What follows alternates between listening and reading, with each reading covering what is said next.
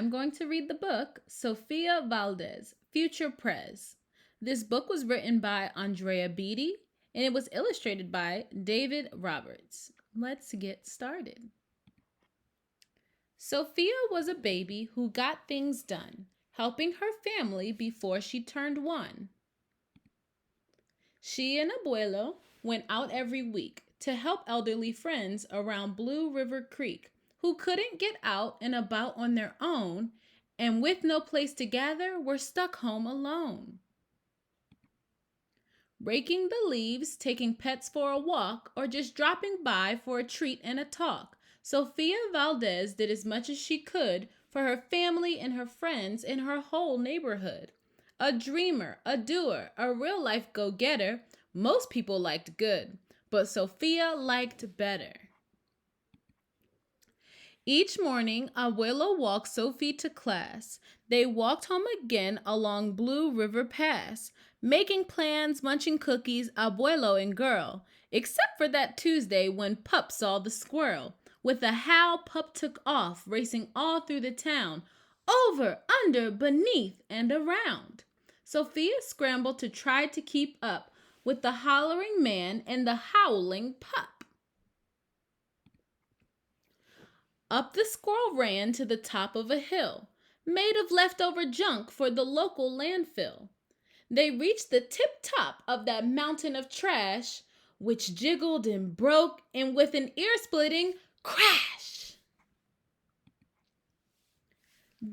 down they all tumbled and hit with a thud on a moldy old pumpkin surrounded by mud.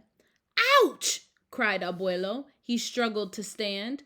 "A dangerous mess," he said, grasping her hand. The next day, Sofia walked the school solo, but it wasn't the same without her Abuelo. "This is not right," declared young Sofia, who glared at Mount Trashmore and got an idea. The very next morning at dawn, she planted a sign on the front of the lawn. She stood back and smiled, and Pup gave a bark. "Get rid of Mount Trashmore. Let's build a new park." Each of the neighbors had something to say about benches and fountains and places to play, meeting spots, gardens, a basket for bees, a rubber duck pond, and a kiosk for cheese. She drew every thought on her map of the park, which was perfectly perfect by a quarter till dark. She drifted to sleep in her soft, cozy bed. Then, bam! She woke up when a thought smacked her head. Her heart skipped a beat as she realized which one of her neighbors had said, "Let me know when it's done." They all thought Sofia could build it alone, but how could one girl do so much on her own? The weight of that thought made her tender heart ache as night thunder growled and she lay wide awake. Then dawn brought a storm and the gloomy sky wept, and the heartsick Sofia finally slept. Abuelo baked cookies for when Sofia got up. He gave her a bag full and sneaked one to Pup. He blinked back a tear as he hugged his Sofia. "For courage," he whispered, "te amo, mi vida." Sofia's knees wobbled. She felt weak inside. She looked at his ankle and quite nearly cried. Though she didn't feel brave or courageous at all, Sofia Valdez went to face City Hall. And she's going to City Hall.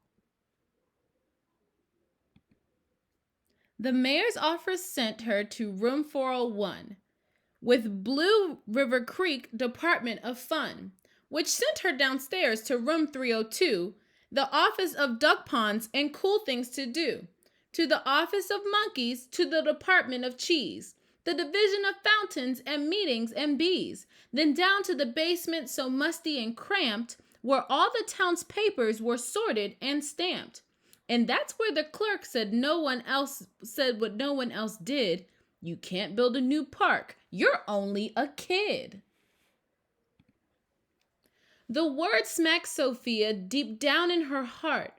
Her plan was kiboshed before it could start. said Sophia, I think that law's wrong. But her second grade voice didn't sound very strong. The clerk said, clearly, it cannot be done. Do you have any questions? Sophia said, one. If you were me, and if I were you, and he was your grandpa, what would you do? I? Well, said the clerk. Then she said nothing at all. She thought and she thought. Then she sent out a call to every employee throughout City Hall. The entire government of Blue River Creek crammed into the office to hear Sophie speak, but her words jumbled up and her cheeks turned bright red as a dozen emotions rushed into her head. Her heart beat so loudly she thought it would crack. The crowd leaned closer. Sophia leaned back. Then her arm brushed the edge of the old cookie sack. And that was the moment when Sophia first knew. Being brave means doing the things you must do. Though your heart cracks with fear, though you're just in grade 2. She took a deep breath, looked the mayor in the eye, and though her knees wobbled, she held her head high. Sophia started talking. She spelled out her plan and why it all mattered and how it began. And once she got rolling, she had lots to say about meeting spots, monkeys, and places to play, and other ideas for things they could do to help the town elders and other folks too. She had thoughts on the library, thoughts on the zoo, and perhaps a way to combine the two and...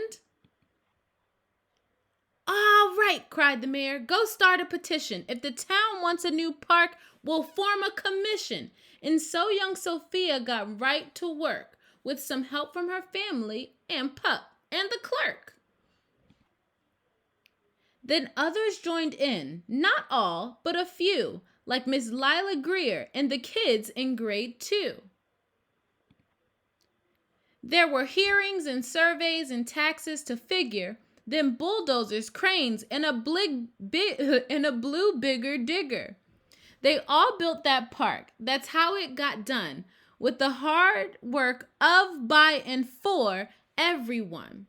But it began with the dream of one person, just one, who laced up her shoes and then led the way to help Blue River Creek get a new place to play.